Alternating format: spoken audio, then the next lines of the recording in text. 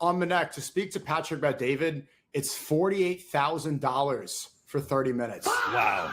But at least they know the prices. Adam Sosnick, they put for $500. Oh my Wow. God. Bro, this is insulting. What? How could you be, That's crazy. Look at the way Patrick Bet-David values Adam Sosnick. He puts you at $500, but he's at $48,000. Sneako goes in on the PPD podcast and their propaganda. Let's get into the clip and I'll save my commentary for the end. It's useful idiot, Professor Jang. Oh, wow. Jang was right. Professor Jang, who was one of the guys that talked about... So PPD was asking Professor Jang to come on a show, and Jang said on my stream that he was apprehensive because he knew it was going to be a setup. And he was right. Look at them discrediting him now. Very disappointed at Mehdi Hassan to follow that propaganda, do the same thing. Jang is one of the good ones. He's on our side, and you're attacked. You're not a professor. Shut up. Like, bro, yeah, everyone knows that. He's a high school teacher. It's just like an internet name. And let's what did Mehdi Hassan tweet? This guy tweets all the time. I think he responded to my stream yesterday. This dude is chronically on Twitter. Bumbleclot. He is tweeting all day, every day. Oh, let's see some of this PPD. You know, he made the prediction on, what was it, July of 2024. He said President Trump's going to win. They're going to go to war to Iran, and they're going to lose. That's the prediction that he made. And then Sagar and them had him on the podcast. When they had him on the podcast, I messaged, what is their podcast called? They actually do a very good job. Breaking Points? I messaged Breaking You know what Points it's called? immediately, and I said, great conversation. The world needs to hear this conversation. Matter of fact, let me tell you, when I DM'd Breaking Points and told them, great job interviewing this bottom line, because guess we what don't need to watch the whole thing. Look, PBD's ratings are in the toilet. Their fans are making fun of the sidekick every day for losing that debate against Dave Smith. People don't trust you anymore as being America first because you are shilling for this Iran war that nobody wants. It's extremely unpopular. 100%. Look at the comment section on every single one of your videos. Let's take a look. Chai. Calling Professor Jang out a fraud. A lot of the things he said make sense. He's mad because the professor said PBD was a Mossad agent. Yeah, there you go. Professor or not, he's still schooling all of y'all. They're going to keep trying to cope, but I can sense your jealousy towards this professor. Bro, that's all very true. Professor Jang got another prediction correct of PBD doing a hit piece on him. Yeah.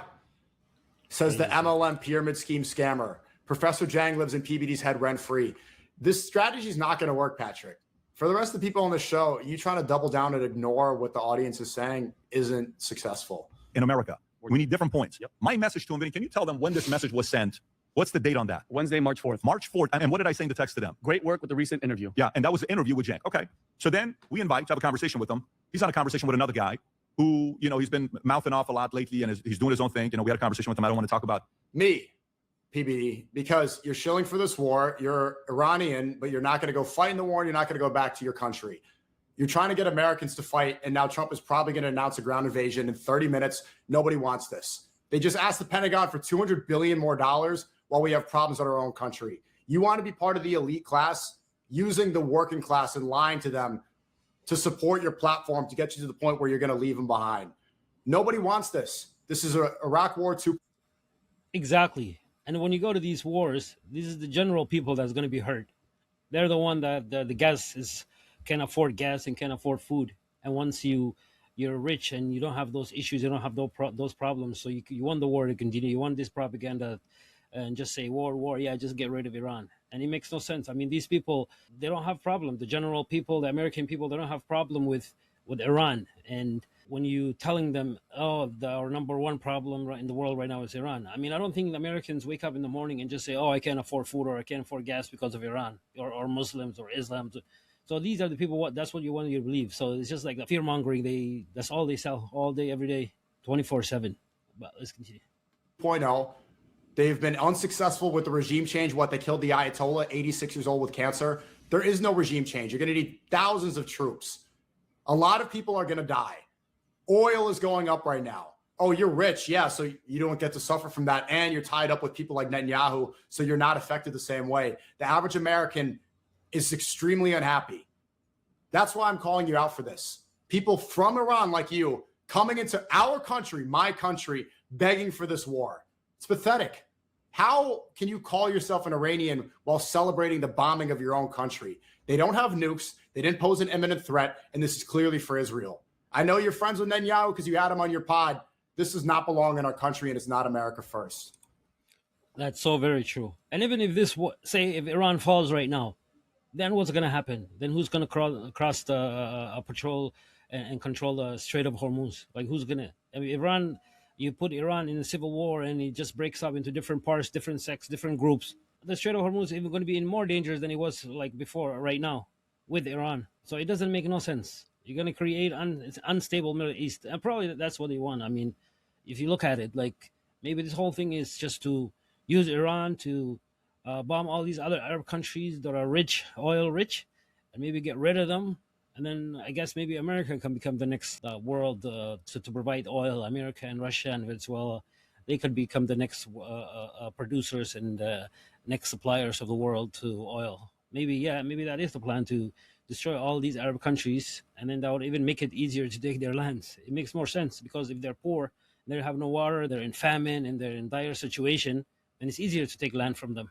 That's just my thinking. That's what my analysis is what I think. Yeah, that would make more sense, because now it's not possible to take their lands with Jordan and all these Iraq and Syria and all these other Saudi, Qatar, all these countries. If you want to take these countries, or you want to take part of them, then you would have to put them in a situation that they become poor. So that's the only way you can do it. It's to use Iran maybe to destroy them, and then to let them fight each other, destroy each other, and then conquer them, divide and conquer. Been used for thousands of years, and that's what it looks like.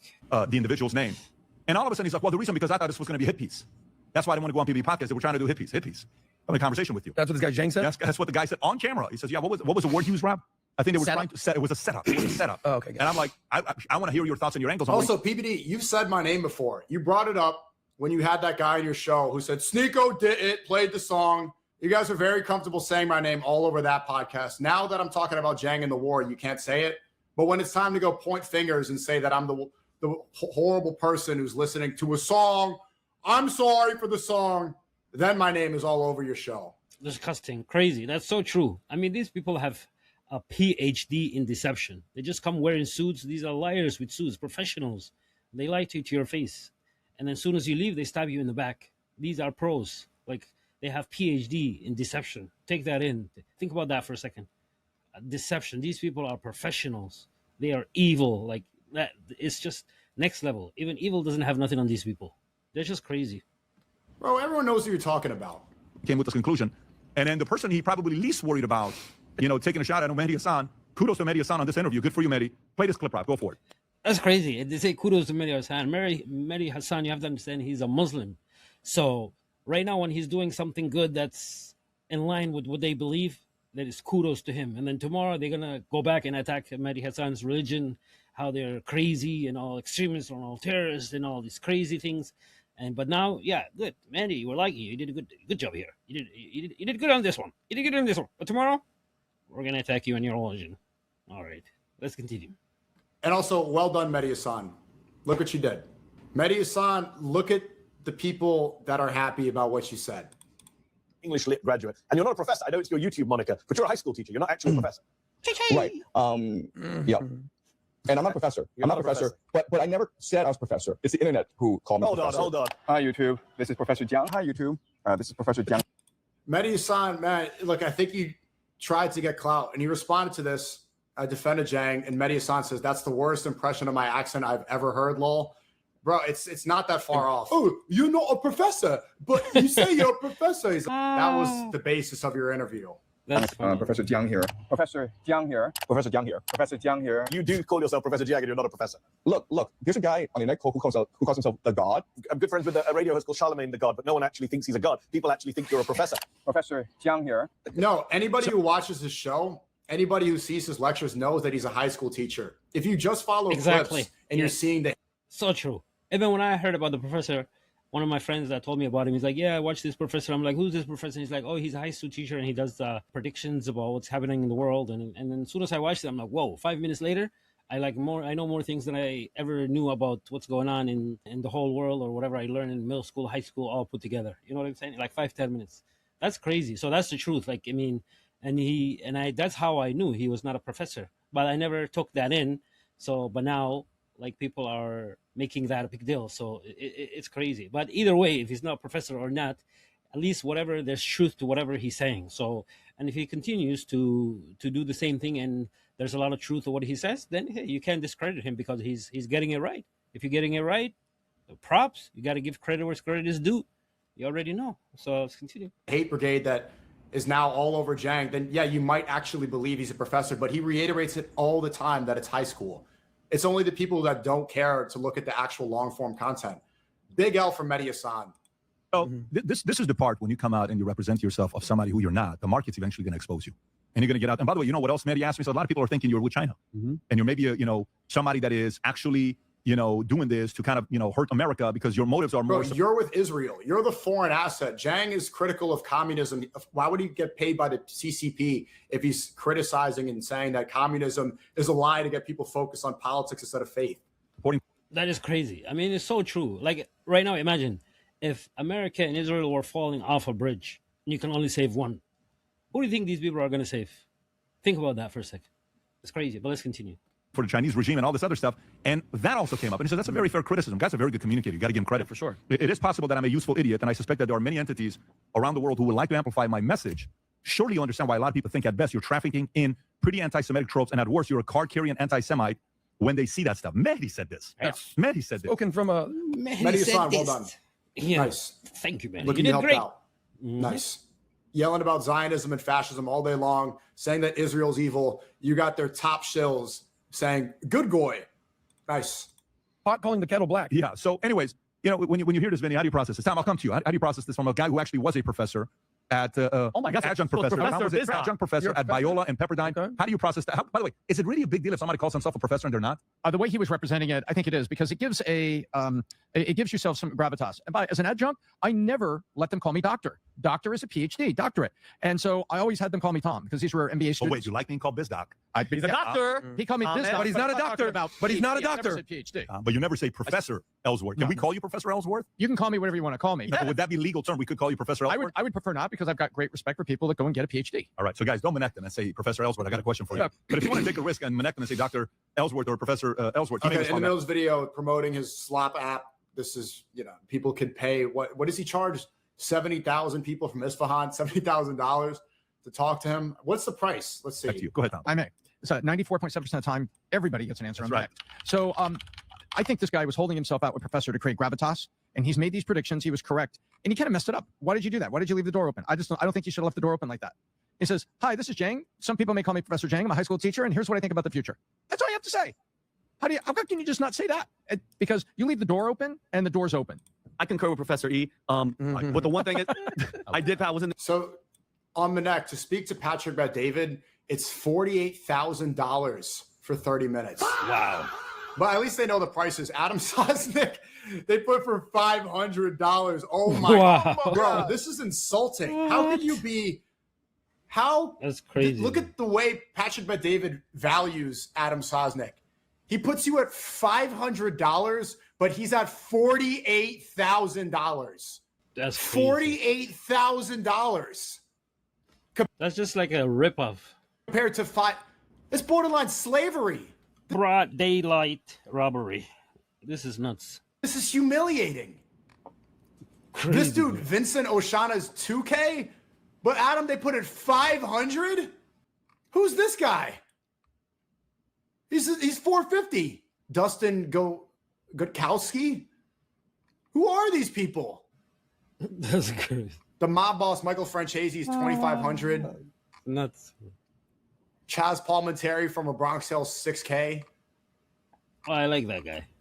I'll probably pay $6,000. $48,000 to speak to I'll pay $6,000 just to hear his voice. That guy. PPD. About what? I'm a numbers guy. $48,000. This is just robbery, man. They don't care. Like, it's just, hey, look, I'm wearing a suit, and I'm going to tell you how to be successful, but it's not going to work because you're going to just make me more successful. Give me money, $48,000, just get more richer, and then while you stay down and be poor. Okay. So be a numbers guy. Hey, PPD, I really want some advice on my business. Okay, numbers. Okay.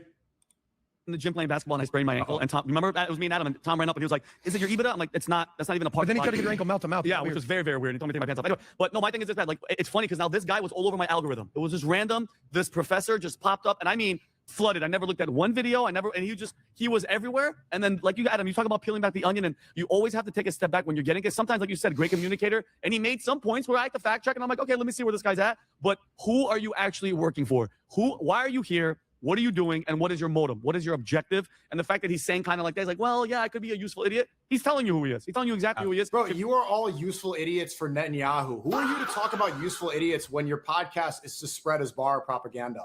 You are all good goy shills for greater Israel. Yeah, so that's it. Anyways, we'll see you on the next one. Please don't forget to like and subscribe if you find this video to be insightful and you want to support the channel. Thanks for watching.